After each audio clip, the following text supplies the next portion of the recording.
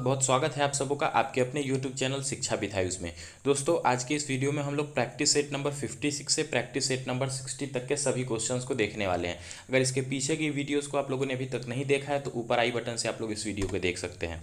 साथ ही दोस्तों video series काफ़ी इंपॉर्टेंट है सभी के लिए, तो पूरा लास्ट तक वीडियो में बने रहिएगा। हर एक क्वेश्चन आप सबों के लिए काफ़ी इंपॉर्टेंट है और बहुत ऐसे भी प्रश्न हैं जो कि नए प्रकार के हैं। अगर स्पेशलिटी की बात करो इस वीडियो सीरीज़ की, तो जितने भी क्वेश्चन हैं आपको जो भी ऑनलाइन एग्जाम टीसीएस कंडक्ट करवाती है उसमें पिछले वर्षों में जो प्रश्न पूछे गए हैं उन्हीं सभी प्रश्नों का एक संकलन है एक बुक जो कि आपका प्लेटफॉर्म स्टैटिक जीके के नाम से है, वॉल्यूम सेकंड। तो वॉल्यूम फर्स्ट भी मैंने इसका कंप्लीट करवाया है, आप लोग उसको भी चैनल पे जाके विजिट कर सकते हैं। तो देखते हैं वीडियो में जो आज का पहला प्रैक्टिस सेट है वो हमारा है प्रैक्टिस सेट नंबर 56। देखते हैं प्रैक्टिस सेट नंबर 56। पहला प्रश्न है कि भारत में राजकोषीय घाटे को कम करने के लिए सरकार ने संसद का कौन सा अधिनियम निर्धारित किया है। ठीक है, तो राजकोषीय घाटे को कम करने के लिए जो कौन सा अधिनियम निर्धारित किया गया तो उसको बोला जाता है FRAMB। ठीक है, FRBM एक्ट। ठीक है, क्या बोला जाता है? FRBM act, option number B. दूसरा प्रश्न है कि महात्मा गांधी ने किस तटीय शहर में नमक कानून को तोड़ा था। ठीक है, तो नमक कानून की बात हो रही है, पूछा यह जा रहा है कि किस तटीय शहर में नमक कानून को तोड़ा था। तो नमक कानून को कहाँ पे तोड़ा गया था? यह आपका तोड़ा गया था दांडी में। ठीक है, कब स्टार्ट हुआ था नमक सत्याग्रह? तो नमक सत्याग्रह आपका 1930 में। ठीक है, 1930 में आपका नमक सत्याग्रह स्टार्ट किया गया था। आगे तीसरा प्रश्न है कि फूड पैकेजिंग उद्योग में चिप्स को ऑक्सीकृत होने से रोकने के लिए किस गैस का उपयोग किया जाता है। तो देखिए आपका जो फूड पैकेजिंग उद्योग होता है, खास करके जैसे आपका चिप्स होता है, कुरकुरे वगैरह होता है, तो उसका पैकेट आप लोग देखते हुए कि पूरा जो है सो आपका अंदर में पूरा हवा भरा होता है। ठीक है, तो वो पूछा जा रहा है कि कौन सा गैस होता है जो अंदर में डाला जाता है। गैस इसलिए डाला जाता है कि जो चिप्स होता है वो क्या होता है कि आपका फ्राइड आइटम होता है, तो वो जो है सो ज़्यादा लंबे समय तक मतलब सही से रहे, खराब ना हो। ठीक है, उसके लिए कौन सा गैस अंदर में डाला जाता है? तो वह जो गैस होता है वह है आपका नाइट्रोजन। ठीक है, कौन सा गैस डाला जाता है? नाइट्रोजन। उससे क्या होता है कि चिप्स को ऑक्सीकृत होने से रोका जा सकता है, ऑप्शन नंबर ए। आगे है चौथा प्रश्न है कि निम्नलिखित में से एमनेस्टी इंटरनेशनल किससे संबंधित है। तो देखिए एमनेस्टी इंटरनेशनल जो है यह आपका किससे संबंधित है? तो यह संबंधित है मानवाधिकार से। ठीक है, किससे? मानवाधिकार से। और अगर बात करें एमनेस्टी इंटरनेशनल के मुख्यालय की, तो इसका मुख्यालय है आपका लंदन में। ठीक है, हेडक्वार्टर कहाँ पे इसका? तो लंदन में हेडक्वार्टर है एमनेस्टी इंटरनेशनल का। पूछा भी जाता है ये प्रश्न आपका। आगे है पांचवा नंबर प्रश्न है कि चमगादड़ अंधेरी रात में किस प्रकार की ध्वनि तरंगों का परावर्तन करती हैं तथा इसके इसके सहायता से उड़ती हैं। ठीक है, तो चमगादड़ जो होती है अंधेरी रात में उड़ती है, तो इसके पीछे कुछ ना कुछ तो कारण होता होगा। तो वो जो है सो किस आधार पे उड़ती है या फिर चलती है? तो चमगादड़ जो है सो आपका पाराश्रव तरंग जो होता है उसके हिसाब से आपका चलती है, या फिर उसी तरंगों से जो है सो उसको ध्वनि का आभास होता है और उस हिसाब से वो आगे उड़ती है या फिर चलती है। चलती तो है नहीं, जनरली खास करके देखेंगे तो उड़ती ही है। एक यहाँ पे छोटा सा चीज़ देख लीजिए, जैसे हमेशा ध्यान में आ जाता है या प्रश्न कहीं दिख जाता है आपको श्रव्य तरंग, अपश्रव और पाराश्रव्य। ठीक है, देखिए श्रव्य की अगर बात करेंगे तो श्रव्य वैसी ध्वनि होती है जो कि आपका 20 से, ठीक है, 20 से 20,000 हर्ज तक की जो ध्वनि होती है उसको श्रव्य तरंग बोलते हैं। ठीक है, वो क्या होता है? जो कि इंसान सुन सकता है। अब श्रव्य वो होता है जो कि आपका 0 से 20 के बीच में होता है। ठीक है, 0 से 20 के बीच में होता है जो कि इंसान नहीं सुन सकता है। और एक होता है आपका पाराश्रव्य जो कि 20,000 हर्ज से ऊपर की ध्वनि होती है। नेक्स्ट है आपका छठा प्रश्न है कि सुनील छेत्री किस खेल में भारत का प्रतिनिधित्व करते हैं। तो काफ़ी जाना माना नाम है सुनील छेत्री का, किस क्षेत्र में आपका संबंधित है? तो यह संबंधित है फुटबॉल के क्षेत्र से। ठीक है, सुनील छेत्री आ सकता है फुटबॉल के क्षेत्र में। एक और नाम ध्यान रखना, बाईचिंग भूटिया। तो दोनों नाम जो है सो आपके फुटबॉल के क्षेत्र से संबंधित हैं। दोनों खिलाड़ी रह चुके हैं फुटबॉल के और भारत के लिए काफ़ी जो है सो प्रसिद्ध खिलाड़ी भी माने जाते हैं, सुनील छेत्री और बाईचिंग भूटिया। आगे है सातवां प्रश्न है विष्णु शर्मा द्वारा रचित पशुओं पर आधारित नीति कथाओं के प्रसिद्ध संग्रह का नाम क्या है। तो विष्णु शर्मा द्वारा रचित है और किस पर आधारित है? तो पशुओं की नीति कथाओं पे। तो इस बुक का नाम है आपका पंचतंत्र। ठीक है, पंचतंत्र। ठीक है, कौन सा?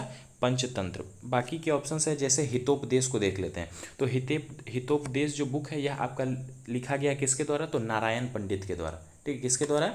नारायण पंडित के द्वारा। कथा सरित सागर की बात करेंगे तो कथा सरित सागर जो है यह आपका सोमदेव के द्वारा रचित पुस्तक है। ठीक है, किसके द्वारा? तो कथा सरित सागर सोमदेव के द्वारा, हितोपदेश नारायण पंडित, और पंचतंत्र की बात करेंगे विष्णु शर्मा। जातक के बारे में देख लीजिएगा, बौद्धों का काफ़ी पवित्र ग्रंथ है और बोला जाता है कि भगवान बुद्ध जो है उनके पूर्व जन्मों की कथाओं का एक संकलन है यह आपका ग्रंथ है। आगे है 8वां प्रश्न है, निम्नलिखित में से कौन सा संयोजन अभिक्रिया का प्रकार नहीं है? ठीक है, कौन सा संयोजन जो है आपका संयोजन अभिक्रिया का प्रकार नहीं है? तो दिए गए ऑप्शंस में से चूना पत्थर का गर्म होना जो है यह आपका संयोजन अभिक्रिया का प्रकार नहीं है, ऑप्शन नंबर बी। आगे आपका 9वां प्रश्न है कि भारत में स्थापित राजवंशों का निम्नलिखित में से कौन सा क्रम सही है? ठीक है, तो कौन सा क्रम सही है यह आपको बताना है। तो सबसे पहले तो जो भी आपको ऑप्शन दिख रहे हैं ये सभी आपके दिल्ली सल्तनत के। तो दिल्ली सल्तनत का जो टाइम पीरियड रहा था वह आपका भारतीय इतिहास में 1206 से लेकर 1526 तक का जो टाइम पीरियड था, इतिहास का कालखंड, यह आपका जो है सो दिल्ली सल्तनत के नाम से जाना गया।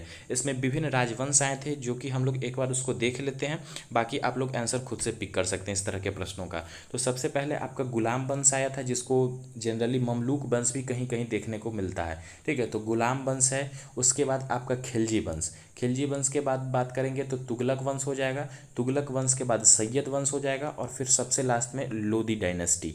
तो दिए गए ऑप्शंस में जैसे देख लेते हैं कौन सा हो जाएगा।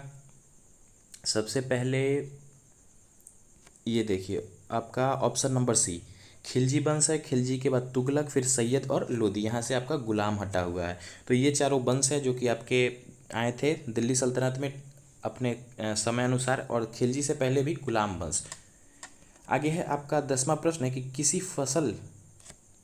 किस फसल के लिए न्यूनतम समर्थ मूल्य के बजाय उचित लाभकारी मूल्य की घोषणा की जाती है? ठीक है, तो पूछा यह जा रहा है कि किस फसल के लिए न्यूनतम समर्थ मूल्य, ठीक है, इसको क्या बोलते हैं? एमएसपी। राइट आंसर यहाँ पे हो जाएगा आपका ऑप्शन नंबर बी। आगे है आपका 11वां नंबर प्रश्न है कि निम्नलिखित में से कौन सा स्थलाकृत नदियों के युवावस्था का चित्रण नहीं करता है? ठीक है, तो कौन से जो है सो स्थलाकृत नदियों की युवावस्था का चित्रण नहीं करती है? तो वह हो जाएगी आपकी डेल्टा। ठीक है, कौन सी? डेल्टा। आगे है 12वां प्रश्न है कि आत्मसम्मान आंदोलन की शुरुआत किसने किया था? तो आत्मसम्मान आंदोलन जो है इसका शुरुआत किसके द्वारा किया गया था? तो यह किया गया था ईवी रामस्वामी नायकर के द्वारा। ठीक है, किसके द्वारा? ईवी रामस्वामी नायकर के द्वारा। ऑप्शन नंबर ए यहाँ पे राइट आंसर होगा। आगे है 13वां प्रश्न है कि किस धर्म के भिक्षुकों के लिए चैत्य और बिहार का निर्माण किया गया था? तो देखिए चैत्य और बिहार दोनों जो है सो आपके शब्द अगर देखेंगे तो ये जो है सो बौद्ध धर्म से जुड़े हुए भिक्षुकों के लिए इसका इस्तेमाल किया जाता था। तो राइट आंसर यहाँ पे क्या हो जाएगा? Option number C. नेक्स्ट है आपका 14वां प्रश्न है कि निम्नलिखित में से कौन सा विषय समवर्ती सूची में शामिल नहीं है?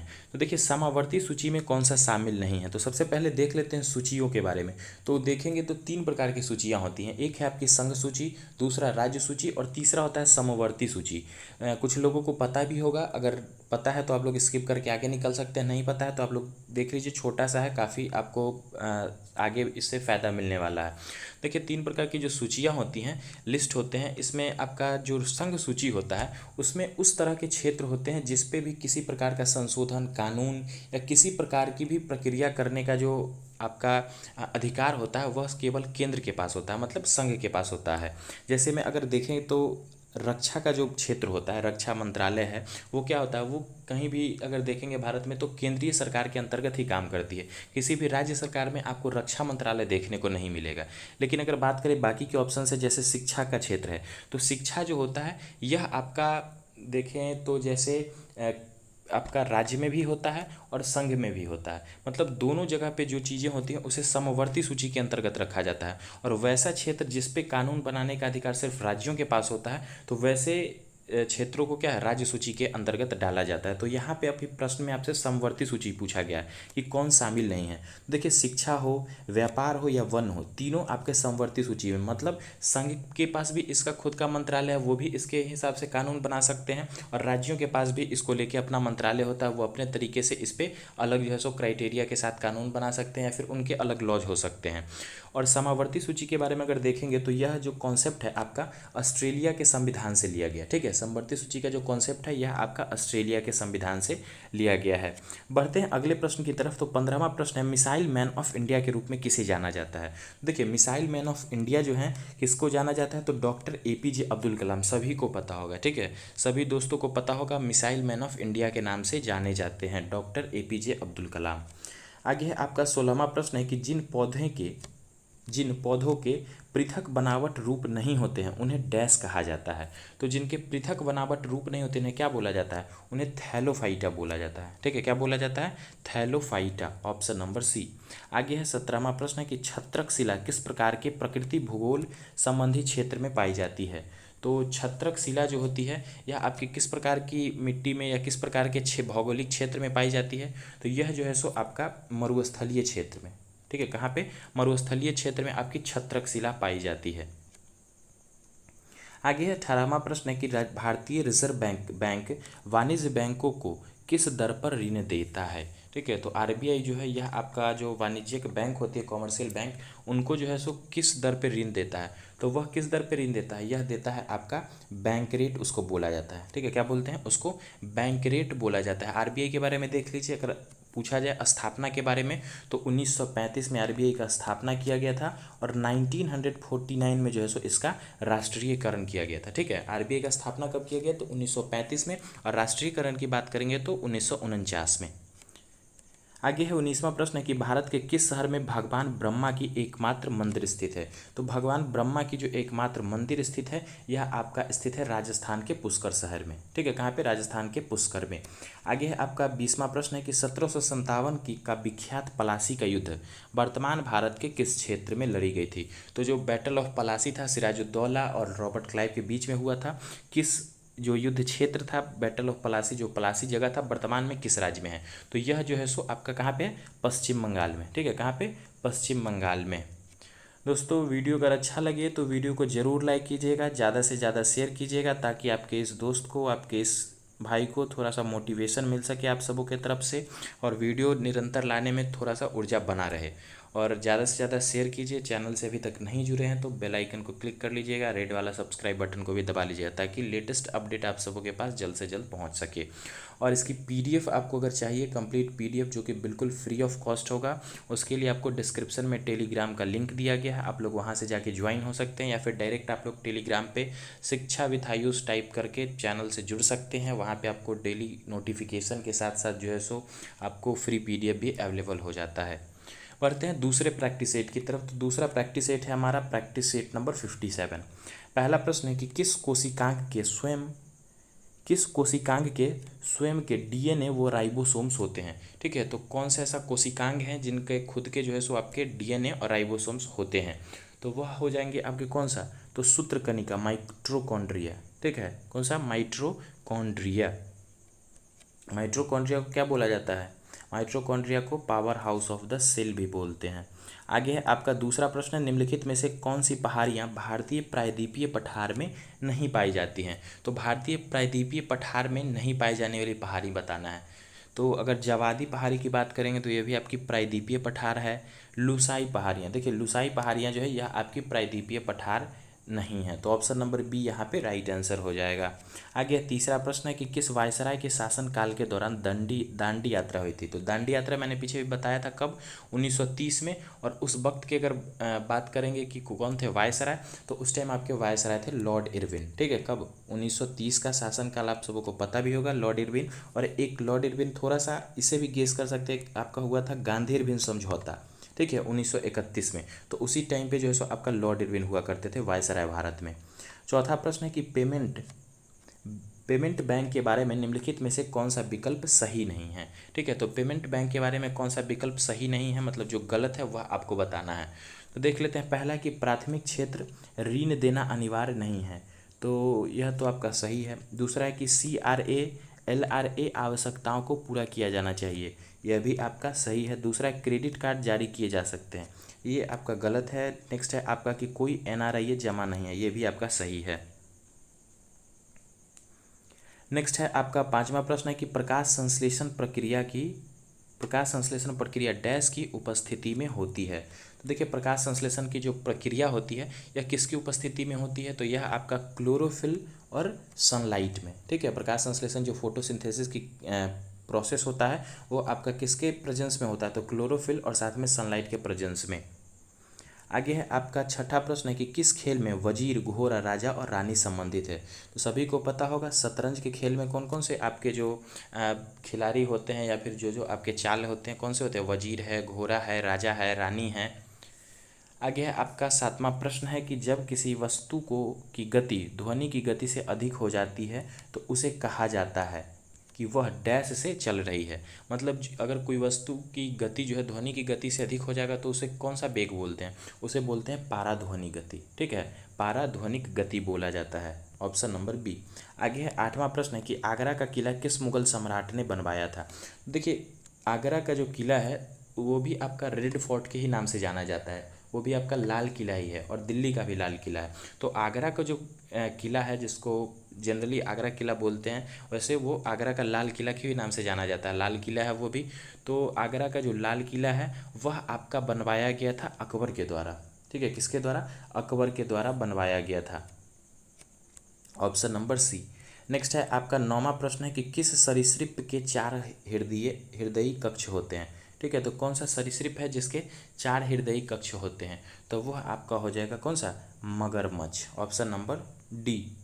नेक्स्ट है आपका 10वां प्रश्न है निम्नलिखित में से कौन सा शहर गंगा नदी के तट पर स्थित नहीं है। तो गंगा नदी के तट पर स्थित नहीं है वह शहर बताना है। तो काफ़ी आसान है, ऑप्शन से दिख रहा होगा वाराणसी हो, इलाहाबाद हो या कानपुर, तीनों क्या है आपका गंगा नदी के तट पे है। लेकिन अगर जयपुर देखेंगे तो जिनके पास थोड़ा भी मैप का आइडिया होगा आसानी से इस तरह के प्रश्न को कर लेंगे। ठीक है, अगर जयपुर की बात करेंगे तो बिल्कुल भी गंगा के आसपास के क्षेत्र में भी नहीं है ये जयपुर। आगे है आपका 11वां प्रश्न है कि निम्नलिखित में से कौन सी पुस्तक जवाहरलाल नेहरू द्वारा नहीं लिखी गई है। ठीक है, तो नहीं लिखी गई है। देखते हैं, पहला जो बुक है आपका कि एन ऑटोबायोग्राफी, तो एन ऑटोबायोग्राफी है जवाहरलाल नेहरू जी के द्वारा लिखा गया है। दूसरा द ब्रोकन विंग, तो द ब्रोकन विंग जो है यह आपका नेहरू जी के द्वारा नहीं लिखा गया और राइट आंसर यही है। बाकी a bunch of old letters ये भी नेहरू जी की कृति है। द डिस्कवरी ऑफ इंडिया भी नेहरू जी की ही कृति है। 12वां प्रश्न है कि प्रत्येक संसदीय बैठक का पहला घंटा डैश के लिए होता है। तो प्रत्येक संसदीय बैठक का जो पहला घंटा होता है वह किसके लिए होता है, उसे प्रश्नकाल बोला जाता है। ठीक है, क्या बोला जाता है, प्रश्नकाल बोला जाता है। नेक्स्ट है आपका 13वां प्रश्न है कि भारतीय संविधान के किस अनुच्छेद के तहत किसी राज्य में राष्ट्रपति शासन लागू किया जाता है। तो देखिए राज्यों में जो राष्ट्रपति शासन लागू होता है यह आपका अनुच्छेद 356 के तहत लगाया जाता है। ठीक है, और जो पूरे देश में राष्ट्रपति शासन होता है यह आपका अनुच्छेद 352 के तहत लगाया जाता है। और अनुच्छेद 360 जो है यह आपका वित्तीय आपात से संबंधित है, जो कि आज तक देश में कभी भी वित्तीय आपात नहीं लगा है।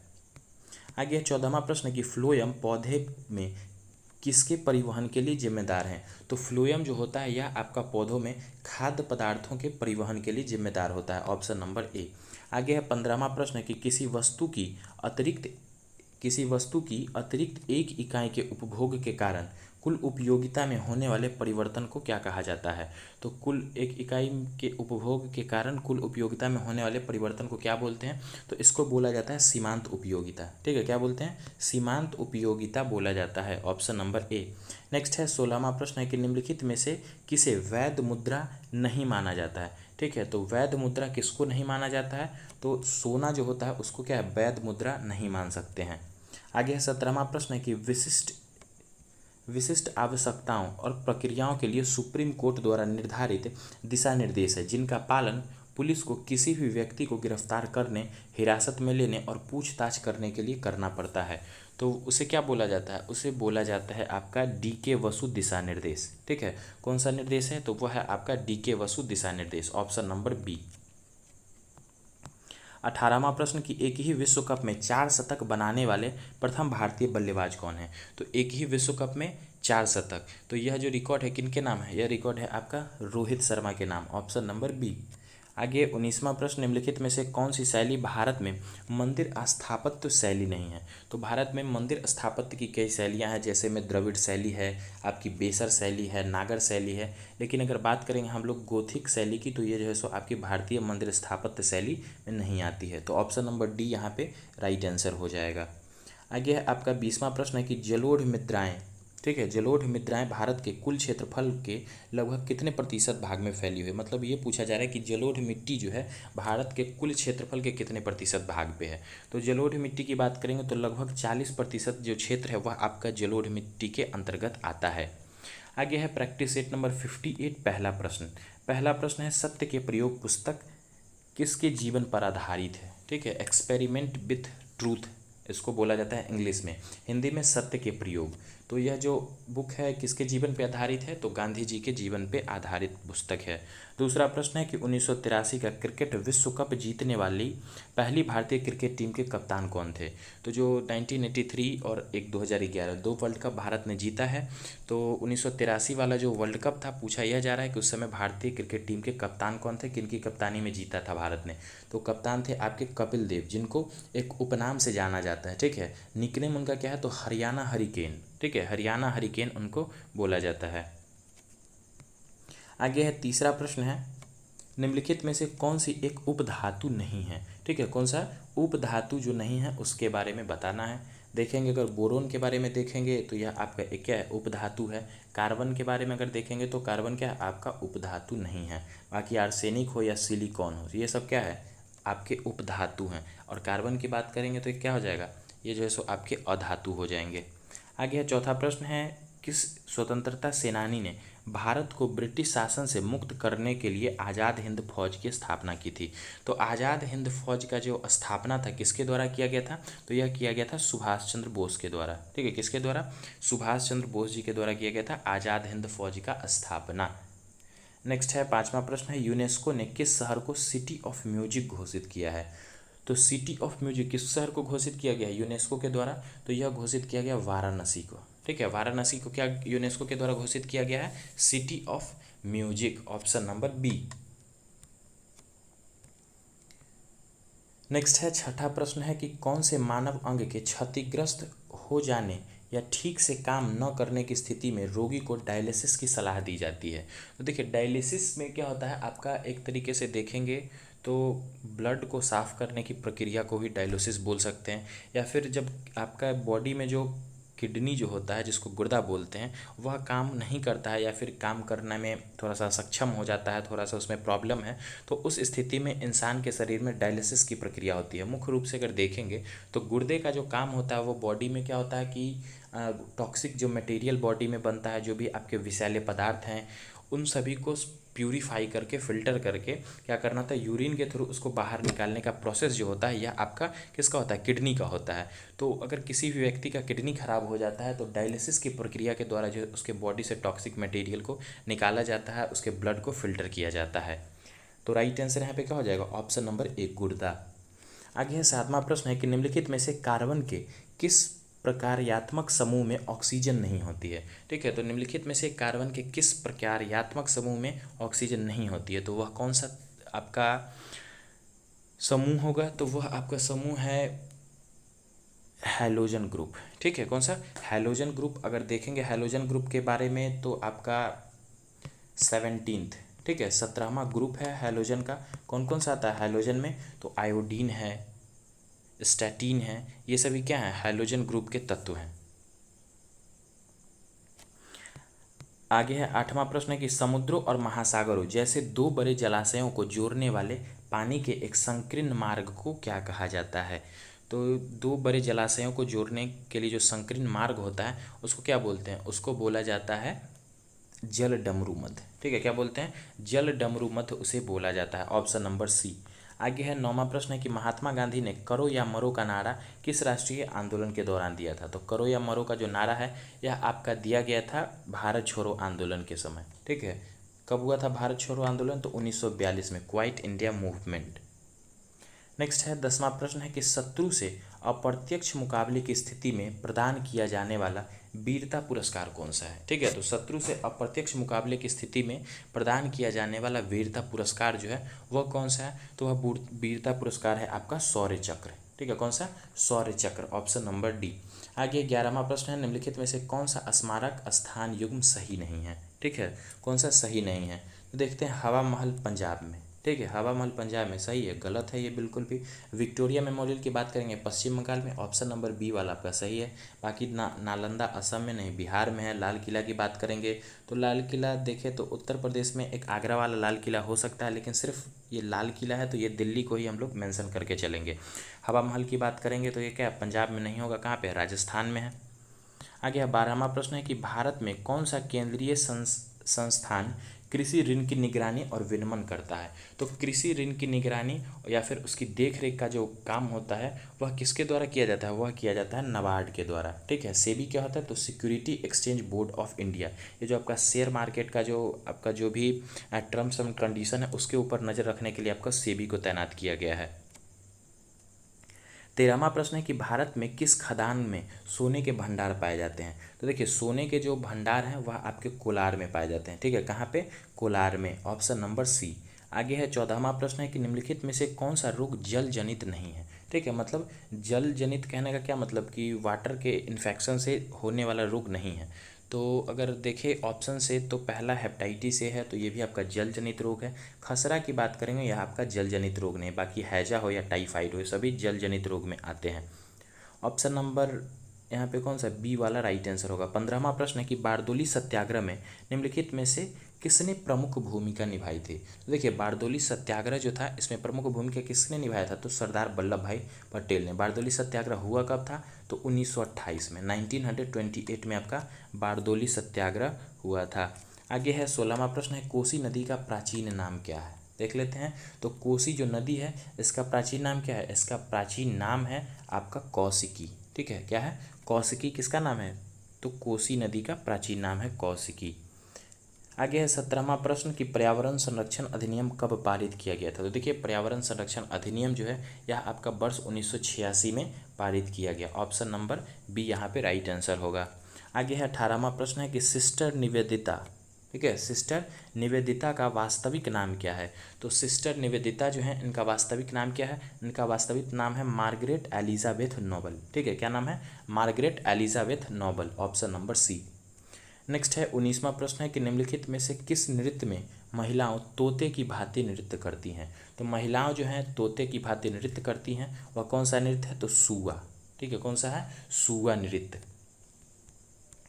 आगे है 20वां प्रश्न है कि अनब्रेकेबल किसकी आत्मकथा है। तो अनब्रेकेबल जो है यह आपका MC मैरी कॉम। ठीक है, किसकी आत्मकथा है, तो MC मैरी कॉम की आत्मकथा है, ऑप्शन नंबर ए।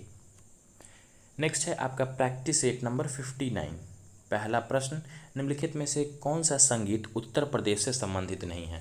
तो उत्तर प्रदेश से जो संबंधित नहीं है वह बता देना है। तो पहला जो ऑप्शन है आपके सामने टप्पा, यह आपका उत्तर प्रदेश से संबंधित नहीं है। बाकी जो बिरहा है, कजरी है या रसिया है, तीनों उत्तर प्रदेश का ही लोक संगीत है। आगे है दूसरा प्रश्न है नागरिकता अधिनियम कब पारित किया गया था। देखिए नागरिकता अधिनियम जो है यह आपका 1955 में लागू किया गया था, ऑप्शन नंबर बी। नेक्स्ट है आपका सीधे सड़क पर चलती कार डैश की गति का एक उदाहरण है। तो सीधे सड़क पर चलती कार जो है यह आपका किस प्रकार की गति का उदाहरण है, तो यह जो है सो आपका सरल रेखा गति का, ठीक है, सरल रेखा गति का उदाहरण है, ऑप्शन नंबर सी। आगे है आपका 5वां नंबर प्रश्न है कि किसी अर्थव्यवस्था के, ठीक है, किसी अर्थव्यवस्था के वित्तीय संसाधनों को डैश द्वारा नहीं जुटाया जा सकता है। तो किसी भी अर्थव्यवस्था की वित्तीय संसाधनों को जो है यह आपका मुद्रास्फीति के द्वारा जो है सो नहीं जुटाया जा सकता है, ऑप्शन नंबर डी यहाँ पे राइट आंसर है। आगे छठा प्रश्न है निम्नलिखित में से कौन ब्रायोफाइटा का उदाहरण नहीं है। ठीक है, तो ब्रायोफाइटा का जो उदाहरण नहीं है वह बताना है। तो देख लेते हैं, फ्यूनेरिया की बात करें, मार्केसिया है या फिर रिकेसिया, तीनों आपके ब्रायोफाइटा के अंतर्गत आते हैं, लेकिन कारा जो है यह आपका ब्रायोफाइटा के अंतर्गत नहीं आता है। तो ऑप्शन नंबर सी यहाँ पे राइट आंसर हो जाएगा। आगे है 7वां नंबर प्रश्न है कि किसने महाबलीपुरम के भव्य रथ गुफा मंदिर का निर्माण करवाया था। देखिए महाबलीपुरम का जो रथ मंदिर है इसका निर्माण किसके द्वारा किया गया था, तो इसका निर्माण आपका नरसिंह देव के द्वारा किया गया था। ठीक है, किसके द्वारा, नरसिंह देव के द्वारा किया गया था। आगे है 8वां प्रश्न है कि बाल गंगाधर तिलक द्वारा होम रूल लीग कब शुरू किया गया। तो देखिए होम रूल लीग जो है आपका बाल गंगाधर तिलक और साथ में एनी बेसेंट का भी नाम इससे आता है, जुड़ता है इसके साथ, होम रूल लीग के साथ। तो ये जो आपका शुरू किया गया था 1916 में। ठीक है, 1916 में से जो आपका होम रूल लीग शुरू किया गया, स्थापना किया गया था। नेक्स्ट है आपका 9वां प्रश्न है कि भारत के संविधान में मूलतः कितने अनुच्छेद हैं। तो मूलतः अगर अनुच्छेद की बात करेंगे तो 395 अनुच्छेद हैं। ठीक है, 395 अनुच्छेद जो है भारतीय संविधान में मूलतः, मतलब मूल संविधान जिस वक्त बना था उस वक्त आपके कितने अनुच्छेद थे, तो 395 अनुच्छेद थे। आगे है आपका 10वां प्रश्न है कि परमवीर चक्र से सम्मानित होने वाले भारतीय वायुसेना के एकमात्र अधिकारी कौन है। तो देखिए, परमवीर चक्र से सम्मानित होने वाले इंडियन एयरफोर्स के एकमात्र अधिकारी, तो उनका नाम क्या है, उनका नाम है आपका निर्मलजीत सिंह सेखो। ठीक है, क्या नाम है, निर्मलजीत सिंह सेखो। नेक्स्ट है 11वां प्रश्न है कि ओलंपिक स्वर्ण पदक के साथ कितने ग्रैंड स्लैम टूर्नामेंट जीतने वाले खिलाड़ी को गोल्डन स्लैम से पुरस्कृत किया जाता है। तो किससे किया जाता है, तो 4। ओलंपिक स्वर्ण पदक के साथ कितने ग्रैंड स्लैम टूर्नामेंट जीतने वाले खिलाड़ी को गोल्डन स्लैम से पुरस्कृत किया जाता है, तो टोटल ओलंपिक स्वर्ण के साथ साथ 4 ग्रैंड स्लैम जिन्होंने जीता है उन्हें गोल्डन स्लैम से पुरस्कृत किया जाता है। आगे है 12वां प्रश्न है कि डैश के शासन में कैप्टन हॉकिंस और सर टॉमस रो ने भारत का दौरा किया था। तो देखिए, कैप्टन हॉकिंस हो या टॉमस रो हो, दोनों का जो आपका आगमन हुआ था यह आपका जहांगीर के शासनकाल में। ठीक है, कब हुआ था, तो जहांगीर के शासनकाल में दोनों का आगमन हुआ था। और आगे है 13वां प्रश्न है कि श्रीलंका की सबसे ऊंची चोटी निम्नलिखित में से कौन सी है। देखते हैं, श्रीलंका की अगर सबसे ऊंची चोटी की बात करेंगे वो आ जाएगा आपका कौन सा, तो ये देखिए पिथुर थाला गाला। ठीक है, क्या नाम है, तो पिथुर थाला गाला, ऑप्शन नंबर बी। नेक्स्ट है 14वां प्रश्न कि किस संशोधन के तहत 6 से 14 वर्ष की आयु के बच्चों को मुफ्त और अनिवार्य शिक्षा का प्रावधान किया गया है। तो जो कौन सा आपका संशोधन था, तो यह जो संविधान संशोधन हुआ यह आपका 86वां संविधान संशोधन। ठीक है, कौन सा, तो 86वां संविधान संशोधन। इसके अंतर्गत क्या किया गया, तो 6 से 14 वर्ष के जो भी आयु के बच्चे हैं उनको मुफ्त और अनिवार्य शिक्षा का प्रावधान किया गया। आगे है 15वां प्रश्न, निम्नलिखित में से कौन जनसंख्या और क्षेत्रफल में सिंधु सभ्यता का सबसे बड़ा स्थल है। तो जनसंख्या में और क्षेत्रफल में सिंधु सभ्यता का सबसे बड़ा स्थल, तो देखिए तो मोहनजोदारो। ठीक है, मोहनजोदारो, जिसका शाब्दिक अर्थ सबों को पता होगा, मृतकों का टीला भी बोला जाता है। आगे है 16वां प्रश्न कि लैटराइट मृदा आयरन और डै से भरपूर है। लैटराइट मिट्टी में जो होती है आयरन के साथ किस चीज़ की जो है सो आपकी बहुलता होती है, तो आयरन के साथ अगर देखेंगे तो एल्युमिनियम की जो है सो काफ़ी बहुलता होती है लैटराइट मिट्टी में। नेक्स्ट है 17वां प्रश्न है कि 1967 में भारत के संविधान में राजभाषाओं की सूची में निम्नलिखित में से कौन सी भाषा को शामिल किया गया। तो कौन सी भाषा को आपके संविधान में जोड़ा गया था, कब, तो 1967 में। तो उस वक्त आपका जोड़ा गया था 1967 में सिंधी भाषा को। ठीक है, सिंधी भाषा को संविधान में जोड़ा गया 1967 में। 18वां प्रश्न है कि निम्नलिखित में से किस तत्व में सबसे कम विद्युत ऋणात्मकता होती है। तो सबसे कम विद्युत ऋणात्मकता की अगर बात की जाएगी तो वह आपका होता है फ्रांसियम में। ठीक है, किसमें, फ्रांसियम में सबसे कम विद्युत ऋणात्मकता होती है, ऑप्शन नंबर बी। नेक्स्ट है 19वां प्रश्न है निम्नलिखित में से किस पदार्थ का पीएच मान शून्य के सबसे करीब होता है। तो शून्य के सबसे करीब जो पीएच मान होता है किसका होता है, तो HCl का, सांद्र हाइड्रोक्लोरिक अम्ल का। ठीक है, किसका, तो हाइड्रोक्लोरिक अम्ल का, ऑप्शन नंबर ए। नेक्स्ट है 20वां प्रश्न है कि India the future is now किसके द्वारा लिखी गई। तो India the future is now जो है यह आपका लिखा गया किसके द्वारा, तो शशि थरूर के द्वारा, ऑप्शन नंबर सी। नेक्स्ट है इस वीडियो का लास्ट प्रैक्टिस सेट है। पहला प्रश्न है उस गांधी जी द्वारा सत्याग्रह सभा की स्थापना कब किया गया था। तो देखिए, सत्याग्रह सभा की जो स्थापना है कब किया गया था, 1919 में, ऑप्शन नंबर डी। साथ ही में जालियांवाला बाग हत्याकांड भी आपका 1919 में हुआ था। दूसरा प्रश्न है कि रविंद्र संगीत लोक गीतों का एक समूह है, उसे किस राज्य के त्योहारों और अनुष्ठानों के दौरान गाया जाता है। तो रविंद्र संगीत जो है यह आपका गाया जाता है पश्चिम बंगाल में। ठीक है, कहाँ पे, पश्चिम बंगाल, ऑप्शन नंबर सी। आगे तीसरा प्रश्न है कि बांग्लादेश की निम्नलिखित नदियों में से किसे बराक नदी के नाम से जाना जाता है। तो देखते हैं बराक नदी के नाम से किसको जानते हैं, तो बांग्लादेश में बहती है और नदी है आपका सूरमा। ठीक है, सूरमा नदी को क्या है, बराक नदी के भी नाम से जानते हैं। चौथा प्रश्न है कि केपलर के प्रथम नियम को कौन से नियम के रूप में जाना जाता है। तो देखिए, केपलर का जो पहला नियम है उसको क्या है, दीर्घवृत्त। ठीक है, या एलिप्स का भी आपका लॉ बोला जाता है उसको, ऑप्शन नंबर ए। आगे है पांचवा प्रश्न है कि ऋग्वैदिक काल में आरण्य किसकी देवी थी। तो आरण्य जो थी यह आपकी किसकी देवी थी? तो यह जो है सो वन की देवी, ठीक है, वन देवी इसको इनको बोला जाता था। आरण्य का मतलब भी अगर देखेंगे तो वैदिक समय में आरण्य का मतलब जो होता है, या फिर अभी भी अगर देखें तो जंगल का जो सो पर्यायवाची शब्द जो है आरण्य होता है। आगे है छठा प्रश्न है कि किसी संशोधन, ठीक है, किसी संशोधन ने मंत्रिपरिषद के आकार को सदन के कुल आकार का 15% तक सीमित कर दिया था। यह पूछा जा रहा है कि अभी क्या है कि आपका यह नियम है कि जो भी सदन में कुल सदस्य होंगे उनके 15% ही मंत्री रह सकते हैं। तो किस संशोधन के द्वारा जो है सो यह प्रस्ताव आपका लाया गया था? तो यह प्रस्ताव जो है आपका 91वां संविधान संशोधन के तहत रखा गया था। नेक्स्ट है 7वां प्रश्न है कि यूरोप के लोगों द्वारा श्रीलंका के किस पर्वत का नाम बाइबल रॉक रखा गया? तो बाइबल रॉक श्रीलंका के किस पर्वत का नाम है? तो बाथेल गला का, ठीक है, किसका? बाथेल गला का। आगे है 8वां प्रश्न है कि इंटरनेशनल शूटिंग स्पोर्ट्स फेडरेशन की ओर से दिया जाने वाला सबसे बड़ा सम्मान कौन सा है? तो इंटरनेशनल शूटिंग स्पोर्ट्स फेडरेशन के तरफ से दिया जाने वाला सबसे बड़ा सम्मान, तो जो सबसे बड़ा सम्मान है वह कौन सा है? वह है आपका ब्लू क्रॉस, ठीक है, क्या हो जाएगा? Blue cross, option number C. 9वां प्रश्न है कि किसे भारत के लौह पुरुष के नाम से जाना जाता है? सभी को पता होगा, आयरन मैन बोलते हैं इन्हें, तो सरदार वल्लभ भाई पटेल जी को, ठीक है, लौह पुरुष के नाम से जानते हैं। आगे है 10वां प्रश्न है कि मलाला यूसुफजई के पहले कौन नोबेल पुरस्कार से सम्मानित होने वाले सबसे युवा व्यक्ति थे? देखिए मलाला यूसुफजई जो है अभी अगर देखें वर्तमान में सबसे युवा ऐसे व्यक्ति हैं जिन्हें नोबेल पुरस्कार दिया गया, ठीक है, और शांति का नोबेल पुरस्कार इनको दिया गया था। और देखिए तो अगर ये पूछा गया कि उनसे पहले मलाला यूसुफजई से पहले, तो मलाला यूसुफजई से पहले आपके विलियम लॉरेंस ब्रैग जो थे सबसे युवा थे। आगे है आपका 11वां प्रश्न है कि उड़ीसा का बाघ नाच किस हिंदू माह से किया जाता है?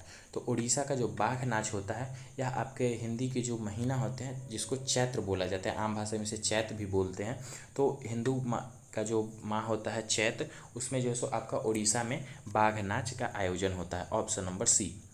नेक्स्ट है 12वां प्रश्न है कि किस महल को डच पैलेस के रूप में जाना जाने लगा है? तो डच पैलेस के रूप में किसे जानते हैं? तो डच पैलेस के रूप में जानते हैं मट्टनचेरी महल को, ठीक है, मट्टनचेरी महल को, ऑप्शन नंबर ए।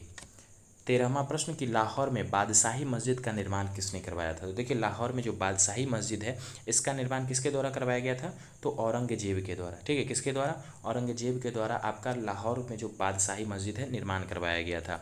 आगे है 14वां प्रश्न है कि चिर डैश का उदाहरण है? तो चिर का जो पेड़ होता है यह किस प्रकार का उदाहरण है? तो अनावृत पौधे का, ठीक है, अनावृत बीजी पौधे का उदाहरण है। 15वां प्रश्न कि भारतीय संविधान में कौन सी अनुसूची नगर पालिका से संबंधित है? तो देखिए नगर पालिका से संबंधित है, कौन सी हो जाएगी? 12वीं अनुसूची, ठीक है, संविधान की जो 12वीं अनुसूची है किससे संबंधित है? तो नगर पालिका से संबंधित है। आगे है 16वां प्रश्न है कि फलों से निर्मित मनपसंद पेय रूअफ़ज़ा का निर्माण कौन करता है? देखिए फलों से निर्मित होता है रूअफ़ज़ा, ठीक है, लाल कलर की शरबत होती है, और ये पूछा जा रहा है कि इसका निर्माण किस कंपनी के द्वारा किया जाता है? तो इसका निर्माण किया जाता है हमदर्द लैबोरेटरीज़ के द्वारा, ठीक है, किसके द्वारा? तो हमदर्द लैबोरेटरीज़ के द्वारा, ऑप्शन नंबर डी। नेक्स्ट है 17वां प्रश्न है कि समतल दर्पण द्वारा बनाया गया प्रतिबिंब हमेशा डैश होता है? तो समतल दर्पण द्वारा जो बनाया प्रतिबिंब होता है हमेशा कैसा होता है? आभासी और सीधा होता है, ठीक है, किस प्रकार का? तो आभासी और सीधा। आगे 18वां प्रश्न है कि उसैन बोल्ट का संबंध किस खेल से है? तो उसैन बोल्ट के बारे में सभी लोग जानते हैं किस खेल से संबंधित है? तो यह जो है सो एक धावक हैं, एथलेटिक्स हैं, ऑप्शन नंबर सी यहाँ पे राइट आंसर हो जाएगा। देश की बात करेंगे तो जमाइका से हैं, ठीक है, किस देश से हैं? तो जमाइका से हैं। आगे है 20वां प्रश्न है कि विश्व में बास्केटबॉल को प्रसारित करने वाला अंतर्राष्ट्रीय संगठन का नाम बताइए? तो विश्व में जो बास्केटबॉल को प्रसारित करने वाला अंतर्राष्ट्रीय संगठन है उसका क्या नाम है? तो उसका नाम है IFIB, ठीक है, क्या है? FIB। नेक्स्ट है 20वां प्रश्न है कि लोकसभा में अविश्वास प्रस्ताव पारित होने पर किसे इस्तीफा देना पड़ता है? तो लोकसभा में जो अविश्वास प्रस्ताव होता है पारित होने पर किसे इस्तीफा देना पड़ता है? तो इस्तीफा देना पड़ता है मंत्रिपरिषद को। अविश्वास प्रस्ताव का मतलब क्या हो जाता है कि आपका जो मत होता है, बहुमत होता है लोकसभा में, वह छिन्न हो जाता है, भंग हो जाता है, और इस स्थिति में क्या होता है? मंत्रिपरिषद को क्या होता है? इस्तीफा देना पड़ता है, फिर से जो आपके नए सरकार का गठन होगा। दोस्तों इस तरह से आज का प्रैक्टिस सेट कंप्लीट होता है। टोटल 5 प्रैक्टिस सेट मैंने कवर किया है 56 से लेकर 60 तक। तो आशा करते हैं काफ़ी पसंद आया होगा सभी को। ज़्यादा से ज़्यादा वीडियो को लाइक कीजिएगा, ज़्यादा से ज़्यादा शेयर कीजिए। वीडियो अगर अच्छा लगे तो चैनल को सब्सक्राइब करें, आगे भी चैनल से जुड़े। वीडियो में लास्ट तक बने रहने के लिए फ्रेंड्स बहुत बहुत धन्यवाद।